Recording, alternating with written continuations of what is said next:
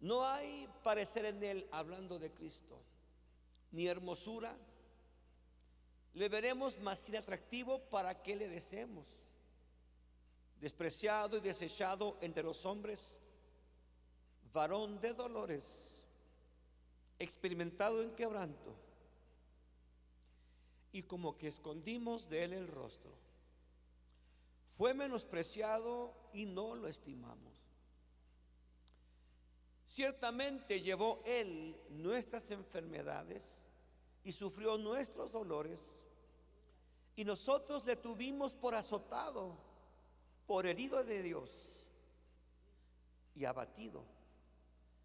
Mas él herido fue por nuestras rebeliones, molido por nuestros pecados, y el castigo de nuestra paz fue sobre él, y por su llaga fuimos nosotros curados.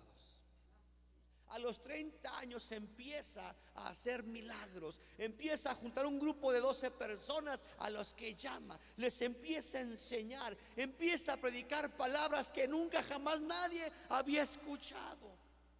Empieza a dar vista a los ciegos, empieza a levantar paralíticos, empieza a dar vida a aquellos que estaban muertos, porque resucitó varias gente. Y finalmente, después de 3 años y medio, el maestro se empieza a acercar él solo, voluntariamente, y sabiendo a lo que iba, empieza a acercarse a su muerte. Tiempo atrás a los discípulos les advirtió: es necesario que yo sea entregado en manos de pecadores para que estos me maten, para que estos me asesinen. Varias veces les advirtió esta situación. Finalmente llegó el momento. Faltando 2 días para la Pascua, el Señor les recuerda a los discípulos: vamos, faltan 2 días para la Pascua, 2 días para que sea entregado el Hijo del Hombre y consume la muerte. Se acercan a Jerusalén. Ahí celebran la Pascua. La Pascua es una fiesta muy linda, algo así como nuestro Thanksgiving, pero con más intimidad, con más espiritualidad, porque recordaban la salida de Egipto. Y pasa la noche, la tarde con los discípulos, y platican y cantan los salmos, y comparte el pan y comparte el vino, y ahí les revela el nuevo pacto que Dios ofrecía a los hombres. Y ahí Jesús, como un simbolismo de su muerte y pasión, toma un poco de pan y lo rompe y lo entrega y dice: tengan, coman, ese es mi cuerpo, que va a ser ofrecido por muchos. Luego toma la copa, la bendición, y la comparte y dicen: tomen, beban, esta es mi sangre. Y les revela: es la sangre de un nuevo pacto. Él sabía que uno de sus discípulos le había entregado, le había vendido por $20, 30 piezas de plata. Él sabía que uno de sus discípulos, los más íntimos, lo iba a negar 3 veces y aún iba a maldecir. Él sabía que la multitud a la que él sanó, a la que él alimentó, le daría la espalda y pedirían su cuerpo, su vida o su muerte. La sombra de la cruz ya estaba encima del maestro, el que nunca pecó, el que nunca pecó. De toda la humanidad, Jesús es el único que como hombre nunca pecó, porque tenía que ser así, un sacrificio perfecto, sin pecado, blanco, limpio, para poder pagar por el pecado de la humanidad, que somos pecadores. Se acercaba la hora de su entrega. Sale el maestro y se acerca a un pequeño monte llamado Getsemaní, que significa prensa, lugar donde prensan, donde aprietan, donde machacan las olivas, las aceitunas. Y en ese lugar el maestro empieza a orar y sentía ya la muerte. Sentía ya que Satanás, que el infierno mismo lo asediaban, lo acechaban.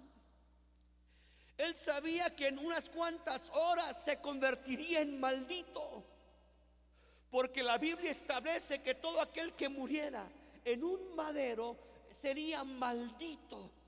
Y él sabía que sería colgado de un madero, haciéndose maldición por nosotros. En ese momento tan horrible, tan difícil,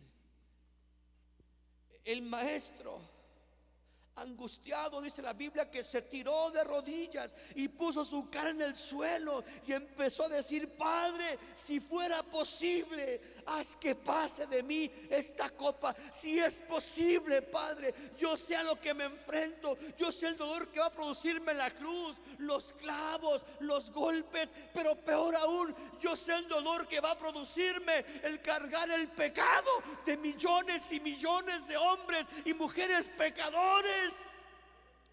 ¿Qué sentiría mi Señor, que fue perfecto, que fue santo? ¿Qué sentiría si de pronto le cargaran a Él el pecado de un violador de niños?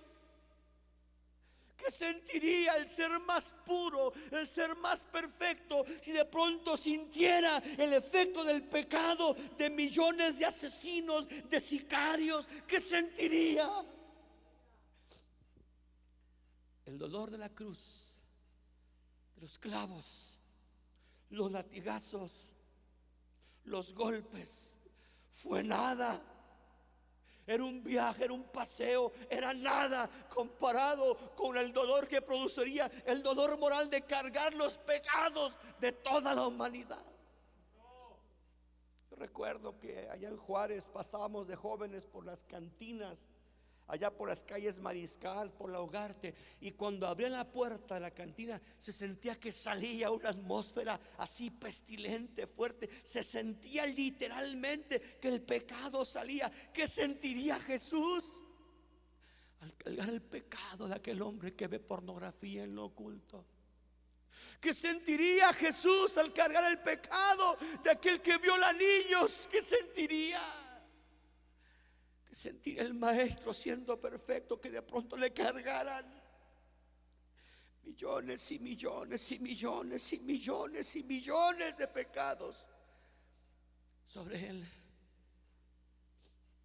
En un momento dado, San Lucas, que era médico, cuenta, narra que en ese momento Jesús, estando allá en Getsemaní, por su piel empezó a brotar cuajarones de sangre, no gotas, cuajarones de sangre. Lucas, el médico, usa la palabra griega que es trombos, significa cuajarones de sangre. La ciencia médica ha descubierto que cuando un hombre llega a un estado de angustia moral tan fuerte como enfrentarse a la muerte, en algunos casos se han roto los vasos capilares de la piel de los hombres y emiten sangre en lugar de sudor. Esto se llama hematohidrosis. No fue raro pues que Jesús exudara gotas de sangre. Luego venía al Señor, después de ese momento su piel quedó muy sensible, quedó lastimada por la sangre, y 3 veces rogó al Padre: Señor, quita esta copa, si es posible que yo no muera de esta manera. Pero Jesús finalmente dijo: Señor, yo no mando.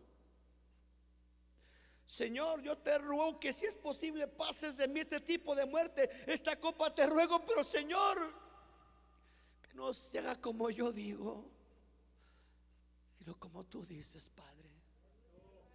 Satanás seguramente estaba ahí presente, ahí estaba viendo, que estaba contemplando al maestro, que estaba quizá dudando, con miedo, con temor. Y el diablo empezó a enfiestarse, dijo: lo hice claudicar, lo hice que no llegara. Pero cuando oyó que Jesús dijo: no se haga como yo digo, sino como tú dices, Padre, Satanás cayó vencido desde ahí. Supo que su adversario Jesucristo era infinitamente mayor que él. La hora de las tinieblas ha llegado. Y cuando está listo, preparado para que lo detenga, llega una turba enfurecida, una turba de sicarios compuesta por la policía de Israel, los ancianos y los sacerdotes. Y vienen contra Jesús con palos, con garrotes, con espadas. Yo recuerdo aquellas películas de niño cuando iban por los monstruos, los asesinos. Iba una turba con antorchas, con lanzas, con espadas, con garrotes. Así venían contra el Hijo del Hombre. Pensaban que opondría resistencia, pensaban que no se iba a dejar y no entendían que Él era manso y humilde. No entendían que Él enseñaba a poner la otra mejilla cuando fuesen golpeados.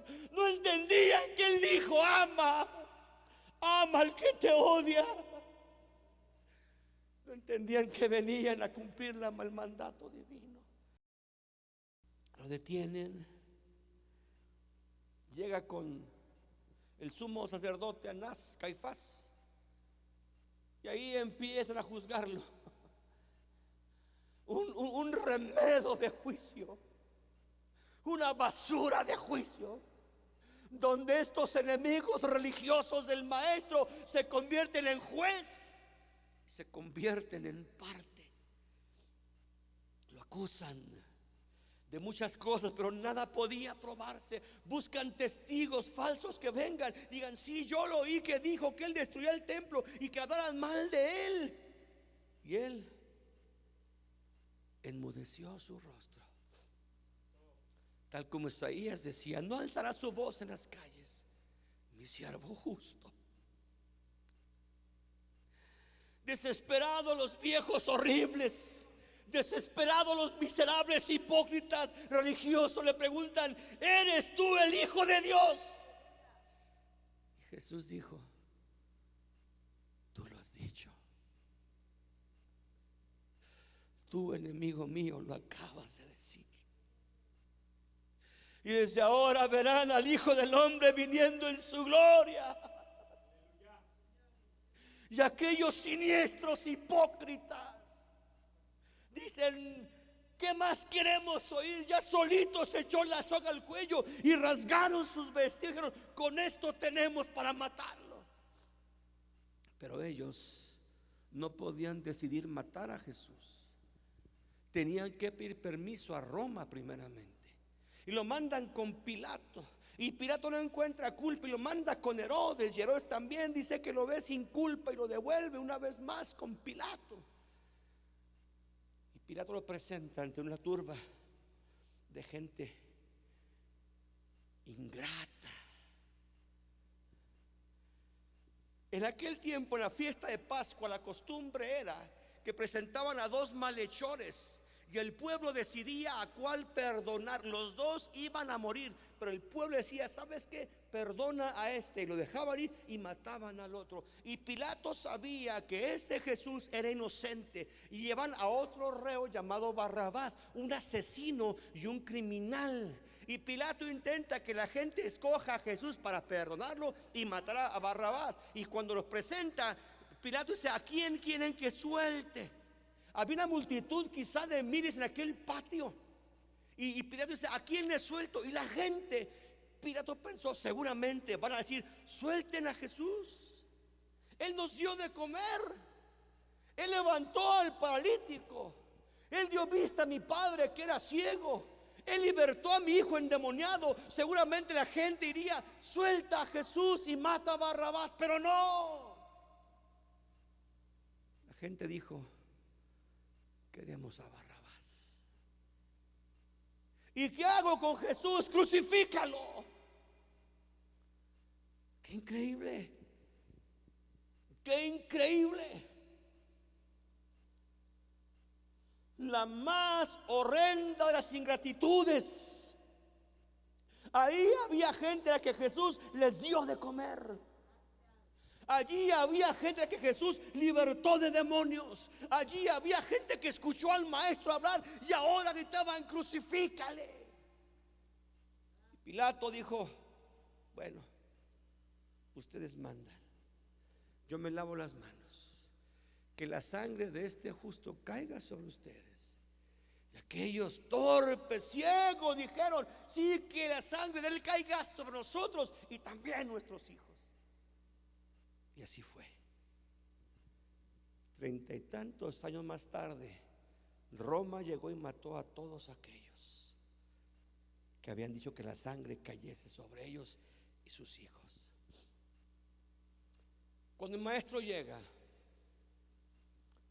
con los sacerdotes, lo despachan al pretorio. El pretorio era como la jefatura de la policía. Allí estaban los soldados romanos expertos en castigar, en golpear. Lo amarran a un palo que estaba clavado en la tierra. Ahí lo amarran, se inclinan y empiezan poco a poco a golpearlo, a latigarlo. La costumbre era que un romano fuerte, corpulento, soldado experto en dar dolor, le pegara hasta que se cansara. Luego seguía el otro por turnos hasta que se hartaban.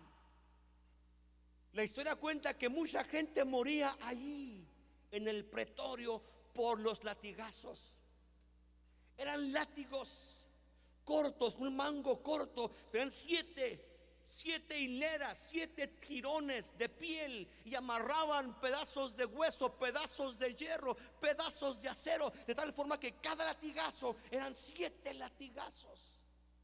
La piel se exponía, se veían aún las costillas, se podía ver el hígado, se podían ver los riñones, porque aquello era horrendo. Arrancaba la piel, abría la piel. Mucha gente ahí moría, mucha gente ahí quedaba. Aquellos se excedieron, dejaron la piel del maestro molida, tal como Isaías lo había dicho: molido por nuestras rebeliones. Los golpes que aquellos daban no eran cuidadosos, lo daban a donde cayera. Golpeaban los testículos, golpeaban la cara, los ojos, quedaba la piel magullada, inflamada, destruida. De ahí lo llevan a otro lugar donde se burlan los soldados y decían: salve, te saludamos, rey de los judíos. Y le colocan una una corona hecha de espinas. Y esas espinas eran como de 2 o 3 pulgadas, punzantes. Las clavan con horror, las clavan con odio en la cabeza bendita de mi maestro. Y su cara quedó desfigurada. Luego le ponen, ellos mismos se quitan un manto, lo desnudan y se quitan un manto rojo y lo ponen a él, porque el color rojo, el púrpura, era el color de los reyes. Te saludamos, rey de Israel. Y le pone una caña como un cetro y lo golpean con ella. Y seguramente desviaron su tabique, lo inflamaron más. En esas condiciones estaba quedando el Hijo de Dios. Parten de ahí y lo llevan al Gólgota. El Gólgota, una pequeña montaña que tiene forma de cráneo. Y algunos teólogos, hermanos queridos, algunos teólogos afirman que el Gólgota es en verdad el monte Moriah, donde Abraham cientos de años iba a sacrificar a Isaac. Pudiera ser posible, solo que Abraham no sacrificó a Isaac, y el Padre Eterno sí permitiría que su hijo fuera sacrificado. Deuteronomio decía: lo colgarán en un madero, no dejen que su cuerpo pase la noche sin falta sobre el madero, sin falta lo enterrarán el mismo día, porque maldito por Dios es el que es colgado en un madero. La ley declaró maldito a Jesús. La ley declaró maldito al Hijo de Dios. El maldito era yo, el drogadicto era yo, el degenerado era yo, el maldiciente era yo. Dios permitió que su Hijo cargara con mi maldición. El que no conoció pecado se hizo pecado por nosotros. La cruz es sin duda el instrumento de castigo más horrible. La cámara de gases, morir quemado, morir asfixiado, morir por balas. Esas son muertes muy piadosas, muy suavecitas. La muerte de cruz es la muerte más horrenda, duran horas, no pueden desmayarse, no pueden respirar, vienen golpeados. La cruz no es como la han enseñado, la cruz era de esta manera. No se encontraba el cuerpo así flexionado, no, se encontraba así. No podía respirar, sus pulmones estaban contraídos, sus piernas no podían ayudar a que respirara. Había una infección en su cuerpo, había dolores horribles, había gangrena, calambres tetánicos, había hinchazón, estaba deshidratado. Los insectos se colocaban en el rostro de los crucificados porque la sangre les atraía y no podían quitársela. No podían respirar. El corazón palpitaba más aprisa para tratar de mandar un poco de oxígeno.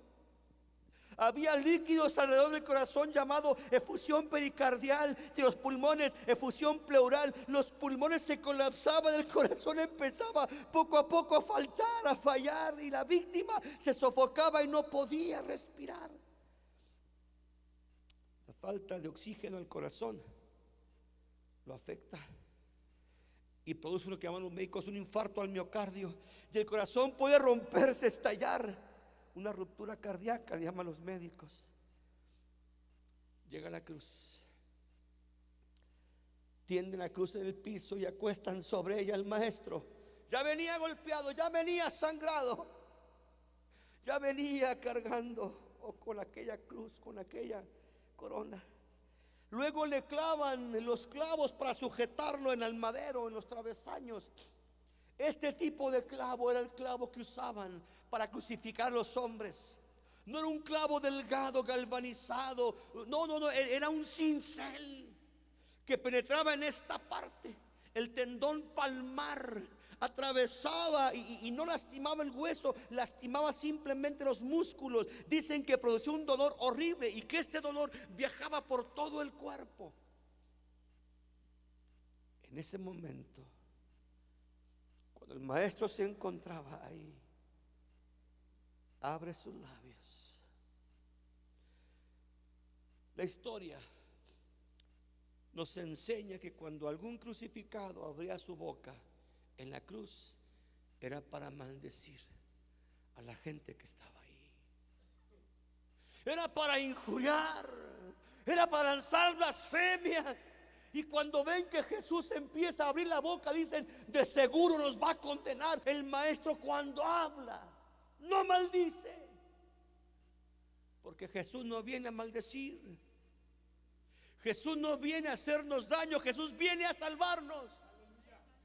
Y dice: Padre, perdónalos, porque no saben lo que hacen.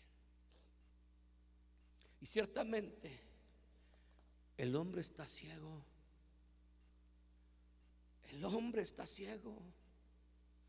La mujer está ciega.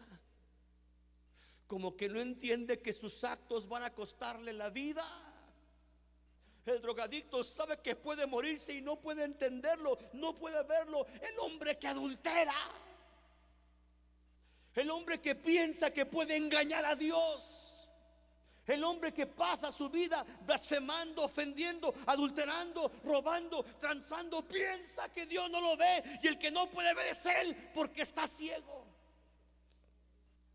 Perdónalos, porque no saben lo que hacen. Estaban cegados.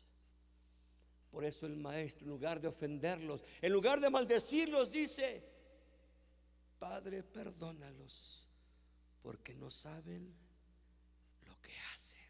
Allí empezó ya a interceder, allí empezó ya a clamar por los pecadores. En ese momento, la Biblia cuenta que había dos ladrones y en medio estaba Jesús. La ley romana establecía que cuando había dos ladrones o dos criminales, el peor lo ponían en medio. Y al principio cuenta la Biblia que los dos ladrones ofendían al maestro, se burlaban de él, la gente se burlaba de él, decían: pues no que eres Dios, no que eres hijo de Dios. Si en verdad es Dios, a ver, suéltate. Dice que venía a salvar y no puede salvarse ni él mismo. Y los dos ladrones, los dos malhechores, hacían lo mismo, se burlaban de él, se mofaban de él.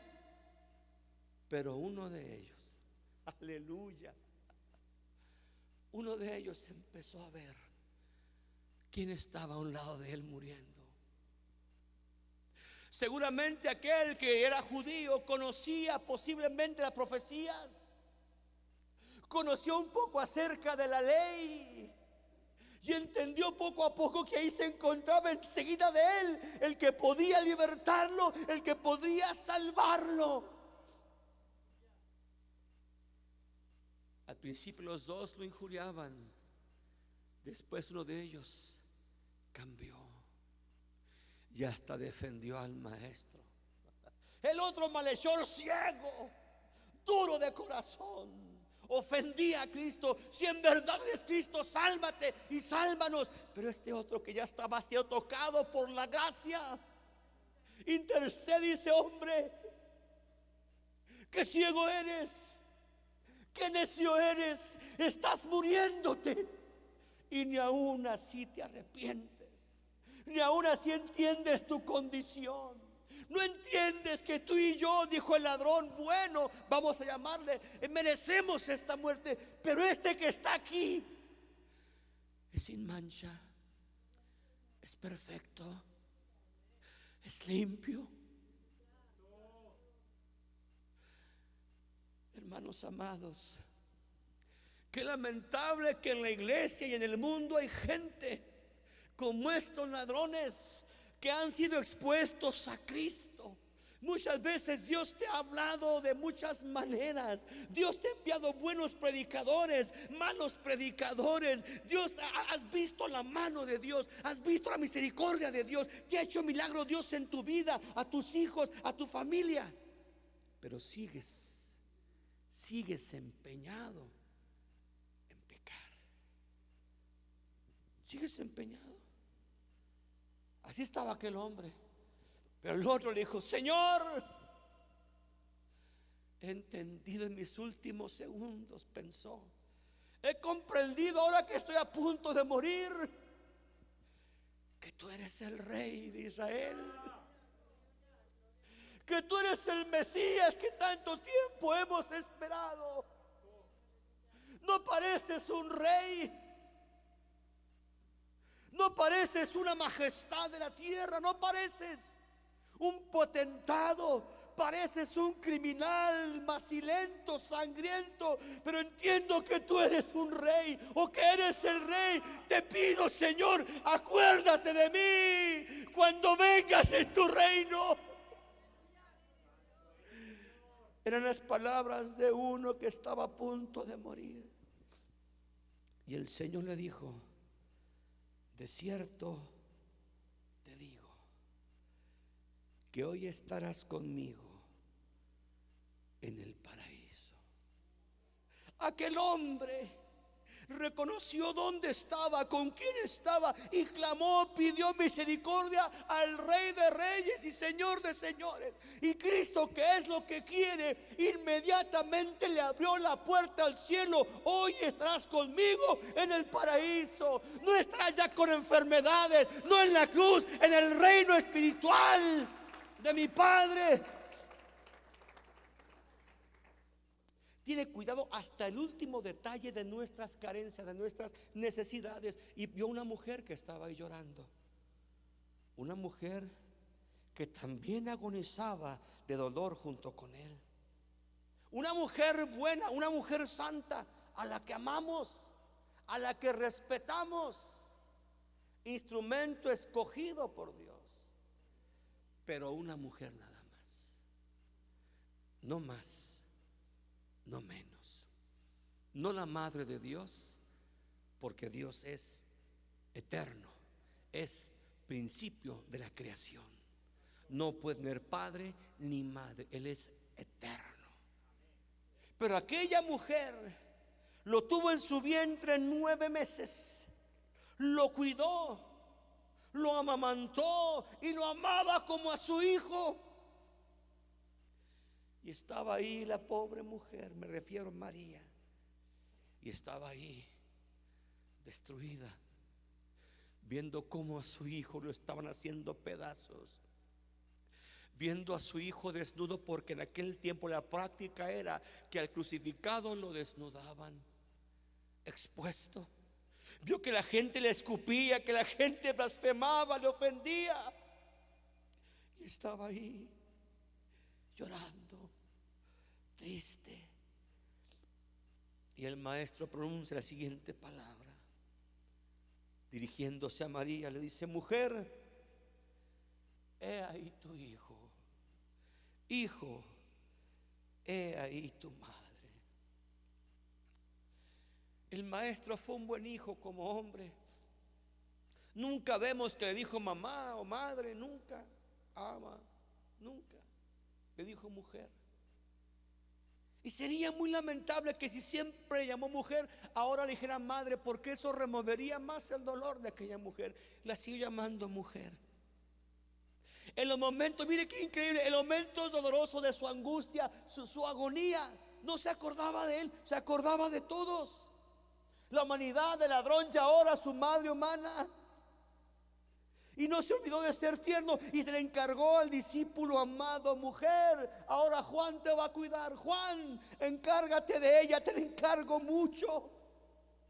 Porque el maestro ama, porque el maestro es bueno, porque Dios es compasivo, porque Dios no se regocija lastimando al pecador. No quiere Dios la muerte del impío, Él quiere salvarte.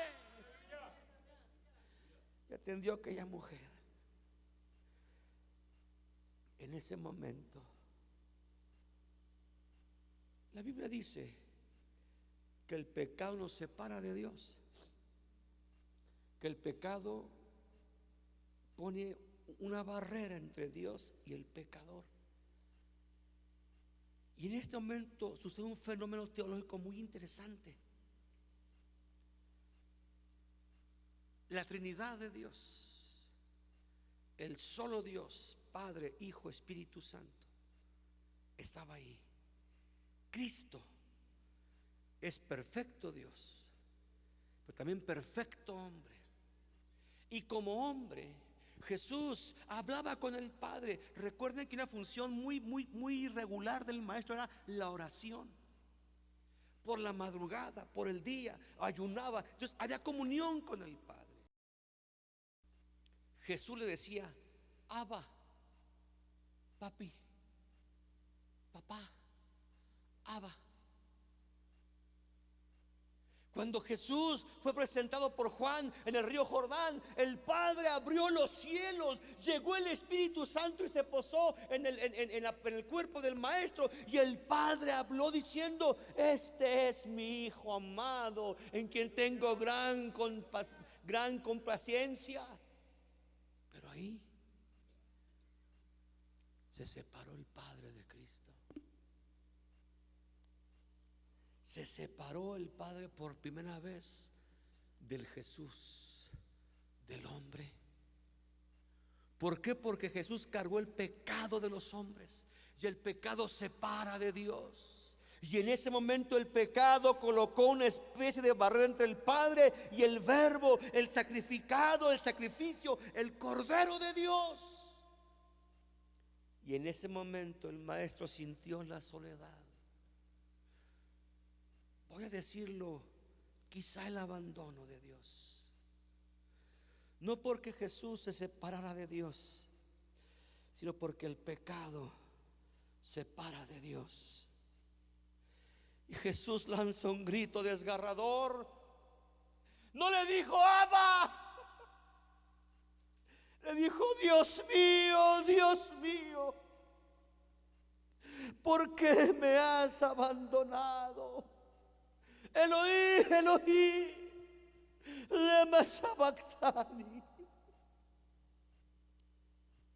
Algunos teólogos piensan que aparte del pecado, dicen que Dios se indignó al ver a su hijo estar muriendo de esa situación y por eso volteó su rostro. No sabemos. El caso es que el Señor se sintió separado de Dios, pero era necesario.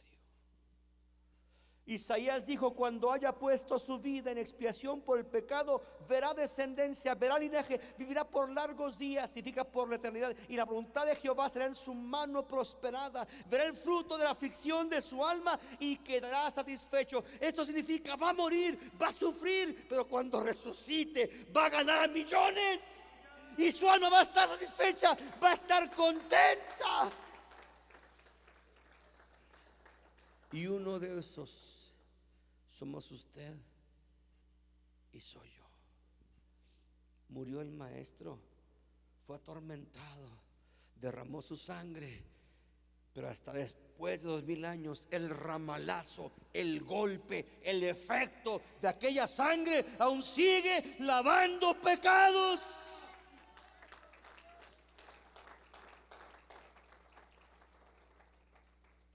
El dolor sigue. Tenía poca sangre en su cuerpo ya. Su piel estaba abierta, expuesta. Mucha gente no alcanzaba a la cruz, moría antes. Pero Jesús no podía darse el lujo de morir fuera de la cruz. Tenía que morir en el madero para consumar la salvación de los hombres. Perdió sangre, no tenía sangre, estaba deshidratado y, como era normal, tenía sed. Y en ese momento el maestro, hasta entonces, fíjese, hasta entonces se acordó de él, hasta entonces expuso su necesidad y dijo en aquel momento: tengo sed. Mire, qué increíble que el maestro prefirió tener sed para que todo aquel que en él crea, de su interior broten ríos de agua viva. El que bebe del agua de los estanques tendrá sed, pero el que beba, dice Cristo, del agua que yo le doy, jamás tendrá sed. Se quejó de sed, quería un poquito de agua. El tiempo estaba llegando para su muerte. Cumplió todas las profecías que se hablaron sobre él. Nació en Belén de Judá, descendía de David, nació de una virgen, fue llamado Nazareno, cumplió todos los reglamentos de la profecía. No le faltó ni una profecía cumplir. Terminó, concluyó. La salvación estaba ya a punto de sellarse. Y en ese momento, cuando fue preciso, en el tiempo correcto, dijo: se acabó, consumado es. Miren, nuestras Biblias dice consumado es. Sin embargo, déjenme le cuento lo que dice la versión griega, el texto griego, porque el Nuevo Testamento fue escrito en griego. Jesús no dijo consumado es, no dijo it is finished, dijo tetelestai, y tetelestai significa ya todo se pagó, no se debe nada. La redención del hombre. Veía yo un programa mío viejo de televisión, en una estación de otra ciudad, porque estamos ya en varias ciudades, gloria a Dios. Wyoming, Las Cruces, Alamogordo, Midland, gloria a Dios por ello. Y gratis, gratis. Y veía un mensaje viejo que alguien puso por ahí en Midland, Texas, donde hablaba acerca de la redención. En Israel, cuando alguien caía en desgracia, pedía prestado y firmaban un contrato para pagar en cierto tiempo. Si en cierto tiempo no pagaban la deuda, el acreedor se quedaba con la propiedad del deudor y aún con los hijos y la esposa del deudor. Y cuando ese deudor no podía pagar, llegaba el acreedor: aquí está el papel que firmaste, todo lo tuyo es mío ahora, tus hijos son mis esclavos y tú vas a la cárcel hasta que no pagues. Entonces la ley de Moisés permitía que alguien ayudara a ese hombre en desgracia, pero que pagara la deuda tenía que ser su familiar y tenía que tener dinero y tenía que aceptar pagar. Entonces buscaban a un redentor, a un familiar. Y cuando yo estaba endeudado, perdía todo, buscaba a un hermano mío, a un primo mío que tuviera dinero y que quisiera pagar mi deuda. Y cuando mi primo, mi hermano accedía a pagar, iba con mi acreedor, le decía: ¿cuánto te debe mi hermano? Debe tanto, dame el documento, dame el título, dámelo, porque ahora voy a pagarte. Y le pagaba hasta el último centavo, y el acreedor no tenía otra más que entregar las posesiones de vuelta. Y cuando pagaba el redentor, el familiar del acreedor, cuando pagaba, tomaban un sello y lo sellaban, lo plantaban en aquel papel, en aquel contrato, y el sello decía: Tetelestai, todo ha sido pagado. Teníamos una deuda, la paga del pecado es muerte. No podíamos pagarla ni caminando de rodillas, ni yendo a Shalma, ni bailando con matachines. Pero hubo uno, nuestro redentor, nuestro hermano mayor, el Cristo, que pagó nuestro pecado y dijo: consumado es. No le debo nada al diablo, nada debo al infierno. Mis pecados han sido pagados.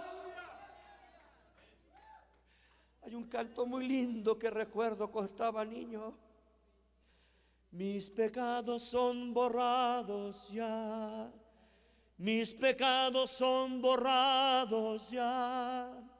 Mi Jesús los sepultó en la más profunda mar.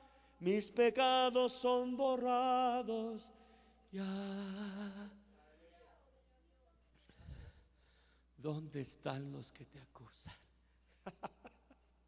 La gente no entiende, la gente no comprende. Pero ¿cómo si eres un drogadicto? ¿Cómo si eres una mujer amargada con pensamientos suicidas? ¿Cómo si eres un borrachín? ¿Cómo si eras un loser? Eras un malandro. ¿Cómo que ahora ya eres santo? Sí. ¿Cuánto pagaste? Ni con todo el oro del mundo podía pagar mi pecado. ¿Cómo le hiciste? Jesús me habló y me dijo: acércate, ven pronto. Si tus pecados son rojos como el carmesí, dice Jesús, yo los hago como blanca lana. Acércate, quiero perdonarte, quiero lavarte, que tengas comunión conmigo, que no seas mi enemigo, que seas mi hijo. Acércate. ¿Y cómo le hago? Nomás cree. Cree que esta tarde te trajo Dios.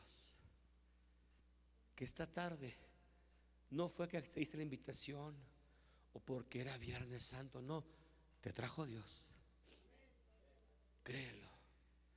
Y te trajo el fin de que le entregaras tu corazón. Pero pastor, si yo soy de lo peor, si yo he rodado de hombre en hombre, si yo tengo pensamientos suicidas, si usted supiera, pastor, he hecho cosas en mi vida aberrantes, bien sucias, bien horrendas. Nunca voy a platicarle a nadie. Pues te tengo muy buenas nuevas. La Biblia dice que la sangre de Jesucristo nos limpia de todo pecado. No hay pecado que el Hijo de Dios no pueda perdonar.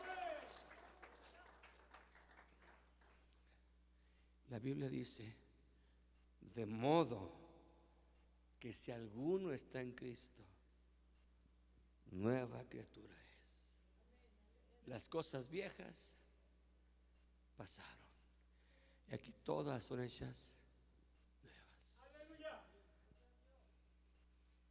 terminó, acabó.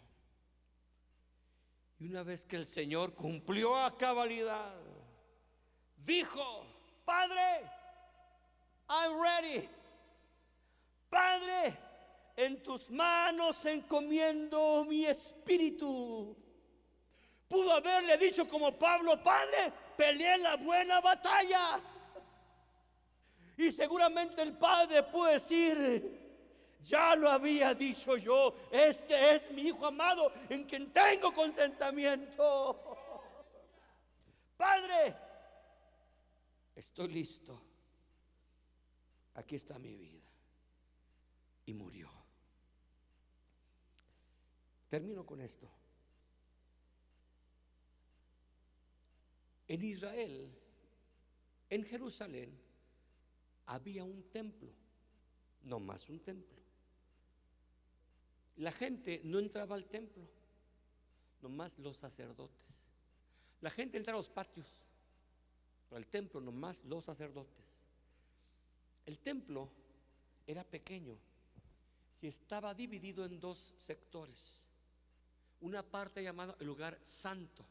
Allí entraban los sacerdotes a cambiar panes, a poner aceite, a limpiar, etcétera. Pero hay una segunda parte en el templo, una parte más pequeñita.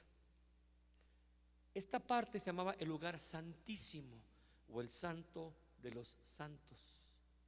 Y este lugar estaba separado por una cortina bien gruesa que pesaba toneladas, alta, cubría desde el techo del templo hasta el piso del templo. A este lugar entraba únicamente el sumo sacerdote una vez por año, y entraba a poner sangre de un sacrificio por los pecados del pueblo. El sumo sacerdote tenía que sacrificar un toro antes para pagar sus propios pecados, y luego degollaba a una cabrita, a un macho cabrío, lo degollaba, tomaba sangre y agarraba la sangre y entraba al lugar santísimo con mucho miedo, porque si andaba mal moría ahí mismo. Y entraba y abría la cortina, con un gran miedo, y entraba al lugar santísimo, y allí derramaba la sangre del animal muerto por los pecadores sobre el propiciatorio, para pagar un año los pecados simbólicamente de Israel. Cuando Jesús murió, en el instante en que dijo: Padre, en tus manos encomiendo mi espíritu, mi vida, mi zoe, mi neuma, en ese momento el velo del templo se rasgó de arriba abajo. Quedó expuesto el lugar santísimo. Ya no servía, el velo estaba echado a perder. ¿Por qué? Porque con la muerte de Cristo no hace falta sangre de machos cabríos. Con la muerte de Cristo no hace falta que camines de rodillas. Con la muerte de Cristo no hace falta que pagues mandas. Vengan, dice el Señor, compren sin dinero. La salvación es gratuita. Puedes entrar tú mismo, pecador, suicida, sicario, prostituta, homosexual. Puedes entrar abiertamente, confiadamente, hasta el trono de la gracia, alcanzar oportuno socorro, porque hubo alguien que murió en tu lugar y en mi lugar. Le pido un favor. Póngase de pie.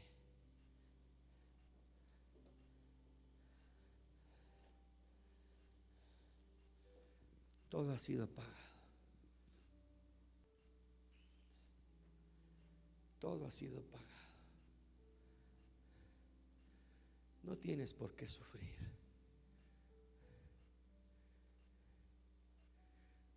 Podrás decir: yo soy drogadicto, yo soy trabajador, yo ni siquiera fumo. ¿Sabes qué?